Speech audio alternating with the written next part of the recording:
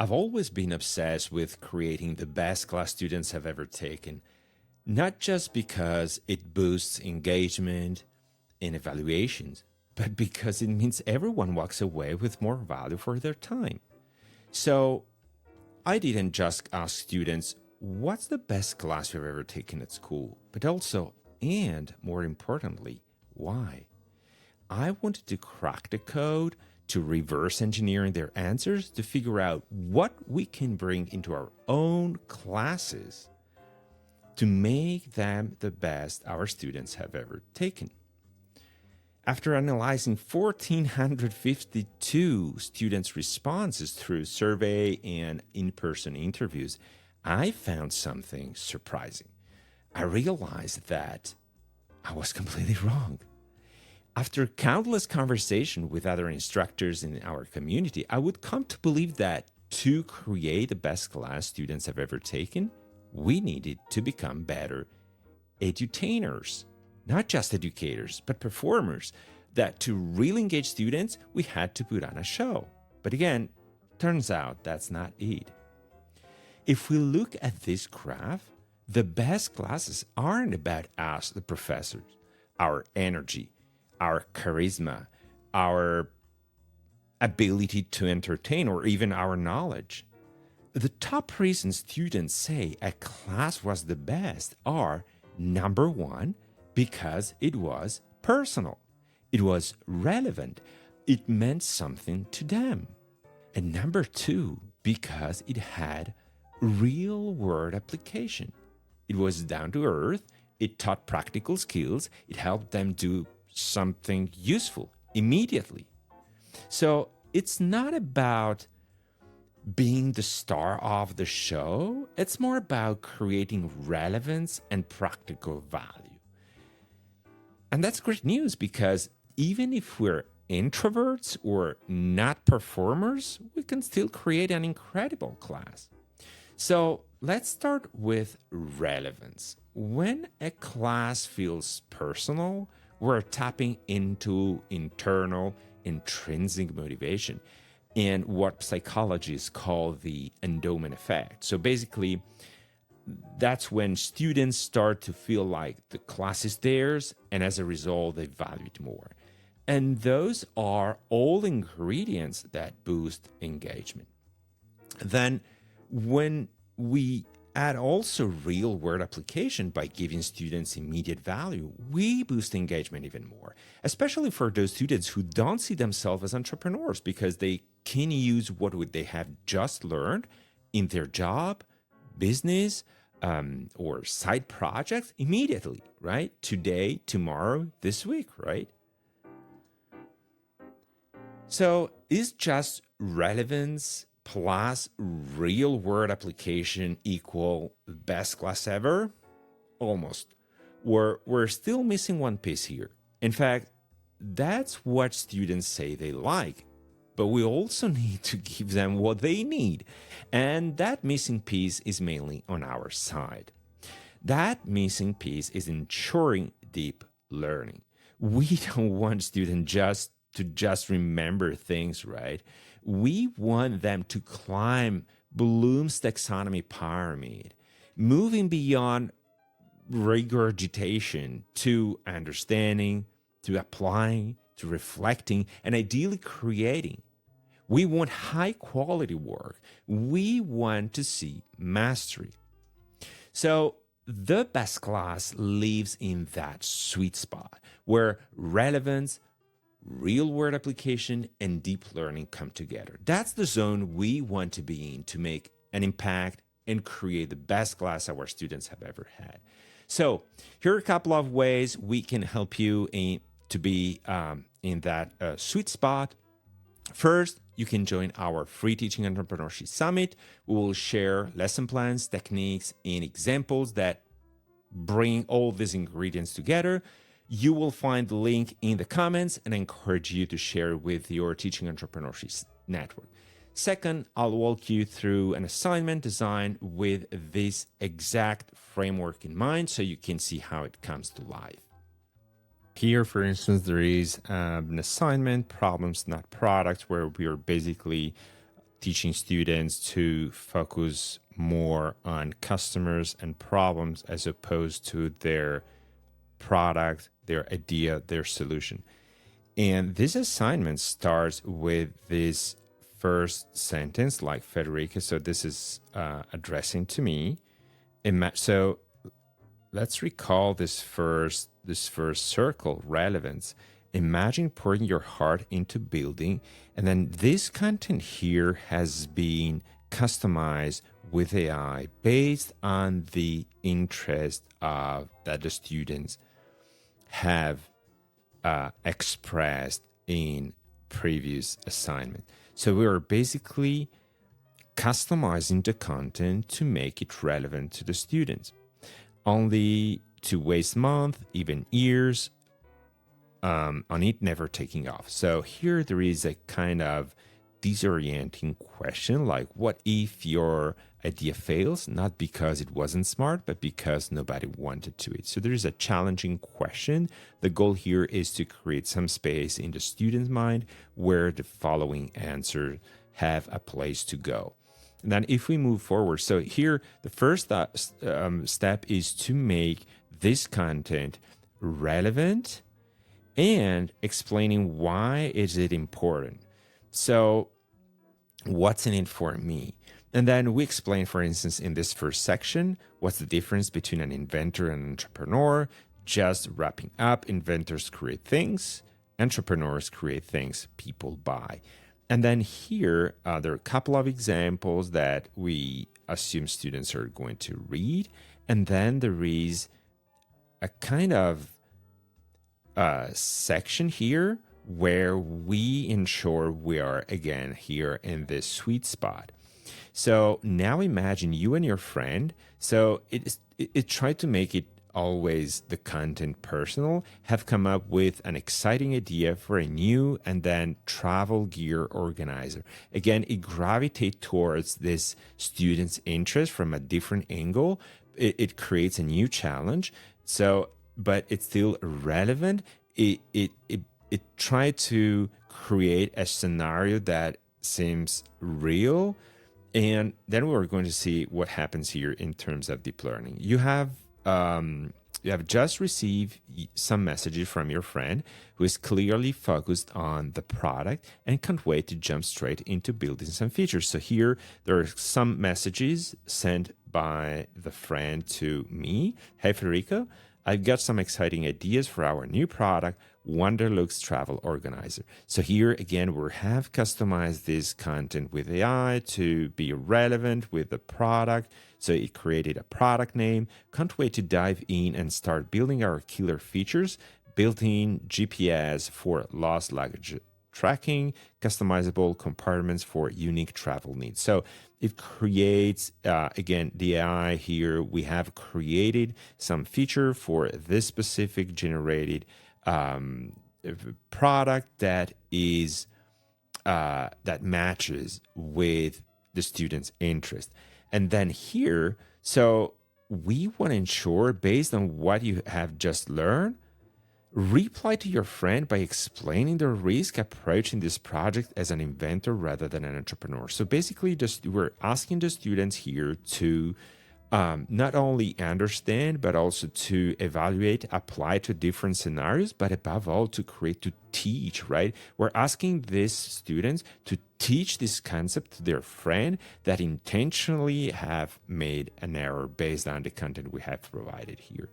So to ensure also deep learning here, for instance, if I'm just going to copy, let's say, this answer here, right? I don't want to spend much effort into this stuff. And so I'm producing low quality work. I'm going to copy paste content. So we are avoiding that students can copy and just turn their brain off and just not putting any effort into this stuff. And so here, for instance, I will try to put a little bit more effort. I haven't read the content before. And I just say, I love your excitement. And then hit save. Here we have another AI layer that analyzes my answers and it's analyzing my answer based on the question, the content we have here. So it's aware of the context, the question that has been asked, my answers. There are a couple of dimension are used to assess my answer. And then here again, I've put very low effort. And so it's providing me a feedback. It's great to see your enthusiasm. However, try to focus on identifying specific risk of being product focused and how understanding customer problems can help. In fact, relevant inventor risk identify, it's not checked. And so here, I really have to put more effort. And so, for instance, start to say the risk of starting. All right, here I hit save now. The AI is analyzing my question and say, hey, 3 green lights.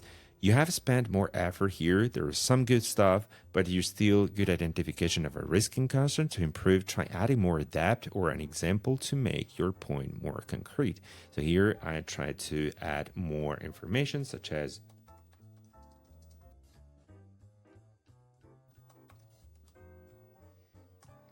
all right, so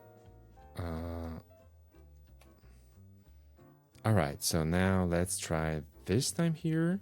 So there is more depth, there are more details, examples, and now I have all this green light. So this it's part of what we call a feedback loop. So ensuring that the final quality of the submission for our students is higher, it's relevant, and has spent time and effort understanding and creating on top of this material.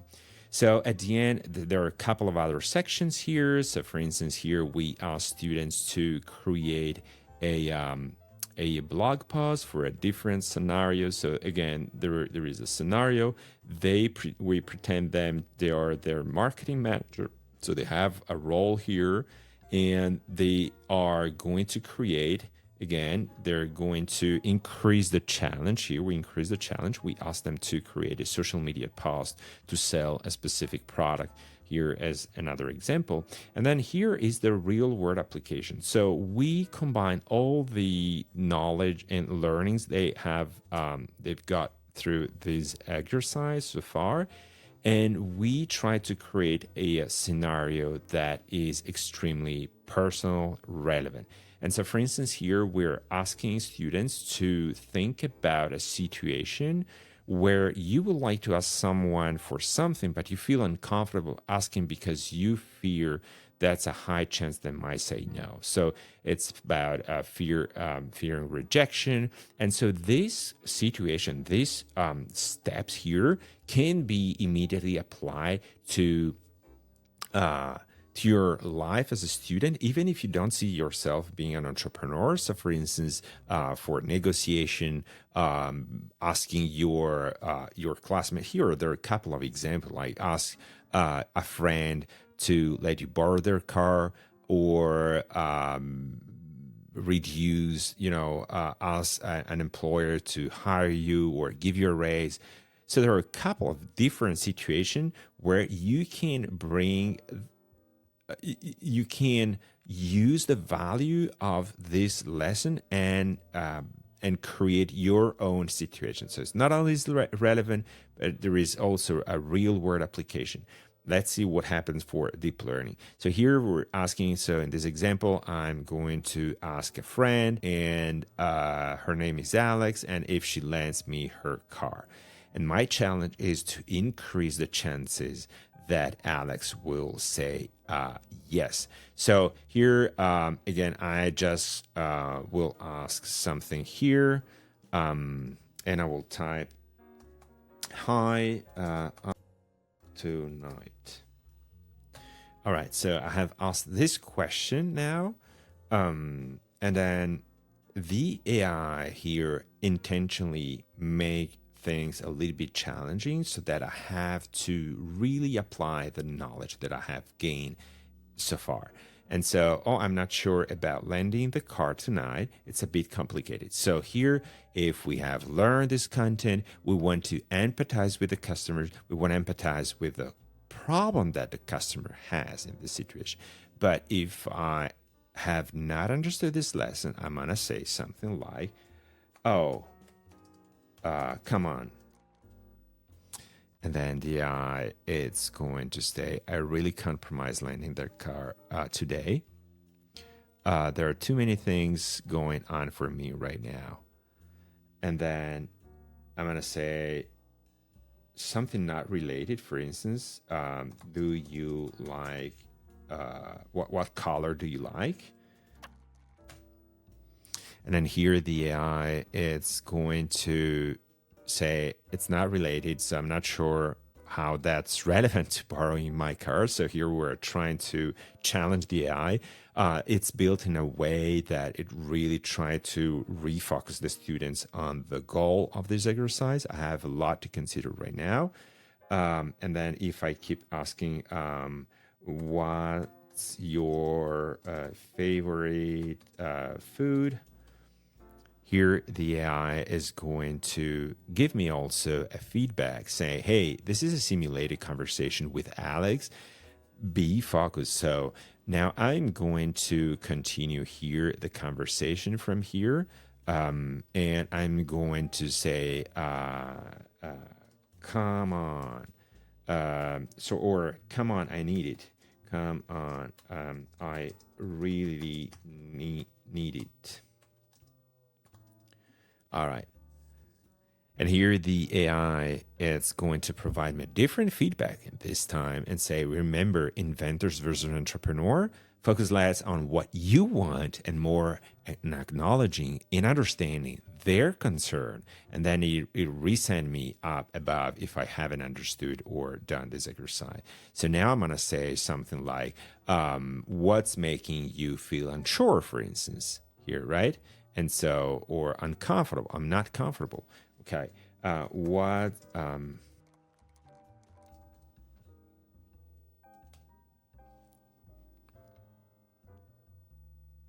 now the AI, as you saw, has increased the completion bar here.